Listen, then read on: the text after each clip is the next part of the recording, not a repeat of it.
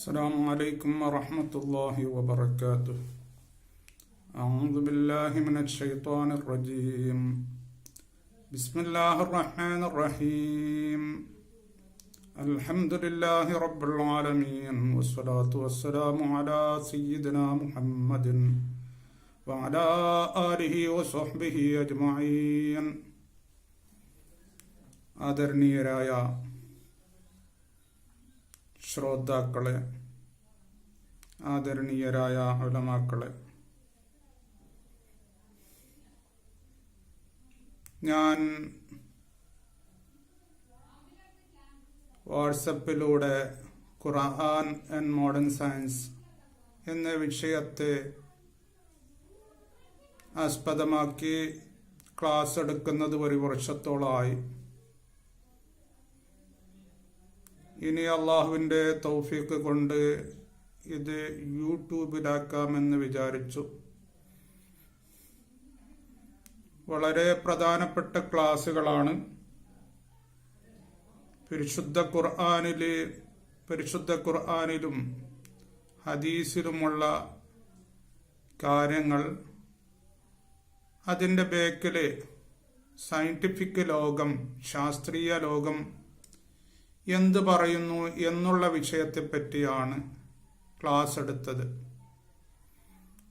300ഓളം class കഴിഞ്ഞു. ഇനിയും ഒരുപാട് ക്ലാസ്സുകൾ എടുക്കാനുണ്ട്. ഖുർആൻ ആൻഡ് മോഡേൺ സയൻസിനെ പറ്റി സംസാരിക്കുമ്പോൾ ഒരുപാട് ടോപ്പിക്കുകൾ, ഒരുപാട് വിഷയങ്ങളുണ്ട്. എങ്കിലും ഇതുവരെ സംസാരിച്ചത് ഖുർആൻ ആൻഡ് മോഡേൺ സയൻസിന്റെ ഒരു പാർട്ടായ ഹെൽത്ത് ആൻഡ് മെഡിസിനെ പറ്റി മാത്രമാണ്. അതിലൊരുപാട് ഹദീസുകൾ, അനേകം ഹദീസുകളും അനേകം ഇമാമിങ്ങളുടെ ഗ്രന്ഥങ്ങളും പഴയ കാലത്തുള്ള തിബിന്റെ, മെഡിസിന്റെ മഹാരഥന്മാരായ ഡോക്ടേഴ്സിന്റെ ഗ്രന്ഥങ്ങളും അതേപോലെ തന്നെ ഇപ്പോഴത്തെ കാലത്ത് എഴുതിയ പല ഡോക്ടർമാരുടെ ഗ്രന്ഥങ്ങളും എല്ലാം ആസ്പദമാക്കിയാണ് ക്ലാസ് എടുത്തത്. ഇൻഷാ അല്ലാഹ് ഇനി ഈ ഹെൽത്ത് ആൻഡ് മെഡിസിൻ ക്ലാസ്സുകൾ ഉണ്ട്. അതോടൊപ്പം തന്നെ വേറെ പരിശുദ്ധ ഖുർആനിലെ സയന്റിഫിക് റിസർച്ചുകൾ പല വിഷയങ്ങളിലുമുണ്ട്. സുവോളജിയിലുണ്ട്, ജിയോളജിയിലുണ്ട്, കോസ്മോളജിയിലുണ്ട്, ഓഷ്യനോളജിയിലുണ്ട്, ഇങ്ങനെ പല വിഷയങ്ങളിലുണ്ട്. അത് എല്ലാം കൂടിയാണ് ഇനി ക്ലാസ് എടുക്കുന്നത്.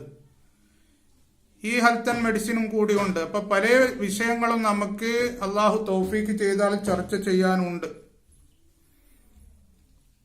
പരിശുദ്ധ ഖുർആൻ ബഹുമാനപ്പെട്ട നബി കരീം സല്ലല്ലാഹു അലൈഹി വസല്ലമ തങ്ങൾക്ക് ജിബ്രീൽ മുഖേന ഇറങ്ങുന്ന കാലത്ത് എല്ലാവർക്കും അറിയുന്നതാണ്. അന്നത്തെ അറബികള് അവര് അറബിക് സാഹിത്യത്തില് വളരെ വളരെ മുമ്പന്തിയിലായിരുന്നു. അറബിക് സാഹിത്യത്തോട് അവരെ വെല്ലുവിളിക്കാൻ ആർക്കും കഴിയില്ല. അത്രമാത്രം അപാര കഴിവുകൾ അവർക്കുണ്ടായിരുന്നു. പരിശുദ്ധ ഖുർആൻ ഇറങ്ങിയപ്പോൾ പരിശുദ്ധ ഖുർആനിന്റെ ഒരു വാക്കുകൾക്ക് പോലും, വചനങ്ങൾക്ക് പോലും അവയെ അവർക്ക് സാഹിത്യം കൊണ്ട് ഒരിക്കലും നേടാൻ കഴിഞ്ഞില്ല.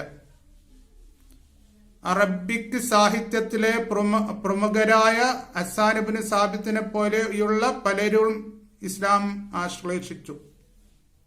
ആർക്കും ഒരൊറ്റ ഒരു വാക്കിനെ പോലും നേരിടാൻ കഴിഞ്ഞിരുന്നില്ല, ഇനിയൊരിക്കലും കഴിയുകയുമില്ല.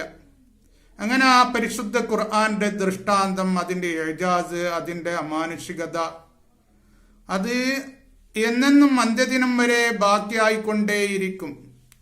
അങ്ങനെ അതിന്റെ ശേഷം ഇന്ന് സയന്റിഫിക് വേൾഡാണ്, സയന്റിഫിക് ലോകമാണ്, ടെക്നോളജിയുടെ ലോകമാണ്. ഈ സയന്റിഫിക് റിസർച്ചുകളെ പലതിനെയും പരിശുദ്ധ ഖുർആനിൽ ഒരൊറ്റ വേർഡുകളെ കൊണ്ട്, പദങ്ങളെ കൊണ്ട് ഒതുക്കിയിട്ടുണ്ട്.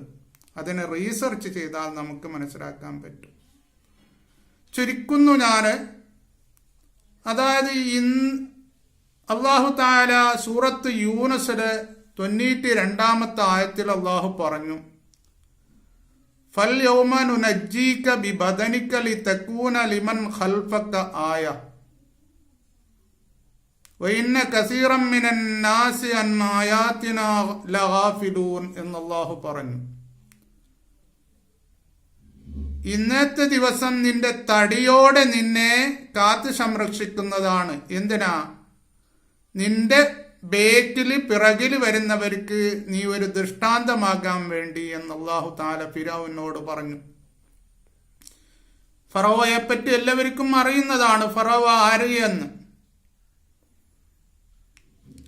എന്നിട്ട് അല്ലാഹു തആല പറഞ്ഞു, നമ്മുടെ ദൃഷ്ടാന്തങ്ങളെ പലരും അശ്രദ്ധരാകുന്നു എന്ന് അല്ലാഹു പറഞ്ഞു.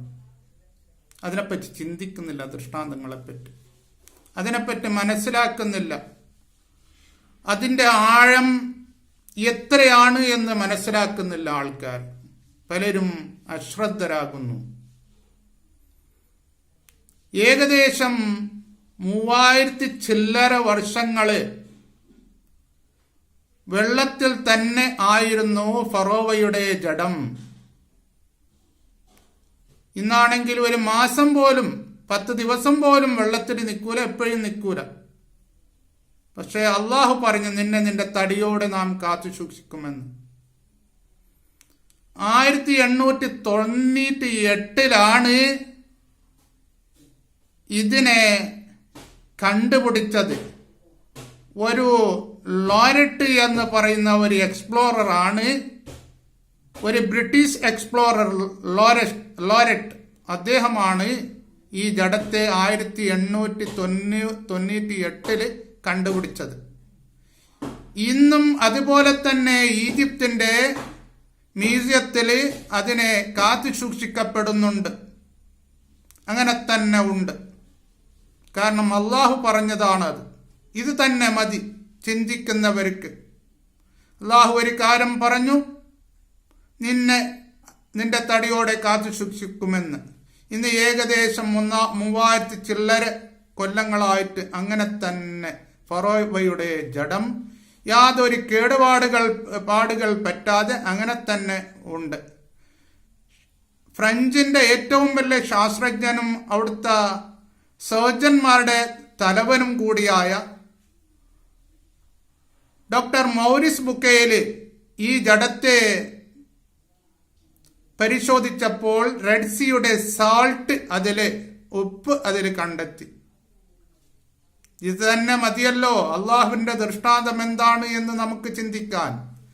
ഇങ്ങനെ ഓരോ അള്ളാഹുവിന്റെ ദൃഷ്ടാന്തങ്ങളെ പറ്റി നാം പറയുകയാണെങ്കിൽ നമുക്ക് കൊല്ലങ്ങളോളം പറയാനുണ്ട്. ഇതാണ് ഖുർആൻ ആൻഡ് മോഡേൺ സയൻസ്. നമുക്ക് ഇൻഷാ അല്ലാഹു തആല ഹെൽത്തും അതുപോലെ തന്നെ ആരോഗ്യവും മെഡിസിനും അതേപോലെ തന്നെ ഇങ്ങനെയുള്ള പല ശാസ്ത്രീയ വിഷയങ്ങളും പരിശുദ്ധ ഖുർആനിലൂടെ ഹദീസിലൂടെ നമുക്ക് ചർച്ച ചെയ്യാൻ അള്ളാഹു നമുക്ക് തൗഫീക്ക് നൽകട്ടെ. നാം പറയുന്നതിനൊക്കെ കേൾക്കുന്നതിനൊക്കെ അള്ളാഹു സ്വാലിഹായ അമലാക്കട്ടെ. ആമീൻ. വആഖിറു ദഅവാനാ അനിൽ ഹംദുലില്ലാഹി റബ്ബിൽ ആലമീൻ. അസ്സലാമു അലൈക്കും വറഹ്മത്തുള്ളാഹി വബറകാതുഹു.